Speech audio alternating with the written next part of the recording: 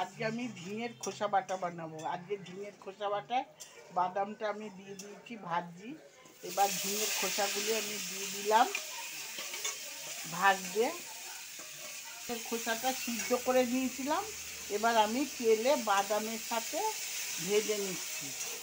আমি একটু নুন দেব, একটু নুন দিয়ে নিলাম, একটু হলুদ দিয়ে নিলাম, একটু হলুদ দিলাম, আর আমি একটু পোস্ত দিয়ে দেবো। কাঁচা লঙ্কাও দিয়ে দিয়েছি আমি।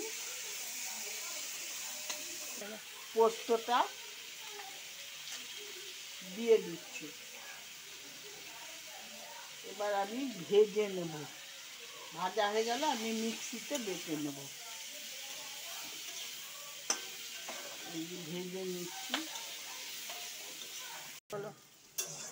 আমার ঝিঙের খোসা বাদাম দিয়ে আর দিয়ে ভাজা হয়ে গেছে পোস্ত দিয়ে। এবার আমি বাটিতে নামিয়ে নেব।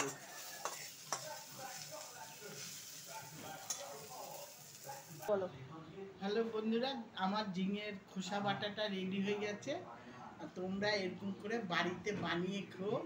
আমার ভিডিওটা দেয়া থাকলো, তোমরা দেখে বাড়িতে বানিয়ে খেয়ে ভালো লাগলে অবশ্যই আমাকে কমেন্ট করে জানিও। আর আমার এই ভিডিওটা দেয়া থাকলে তোমরা অবশ্যই সাবস্ক্রাইব করে দিও।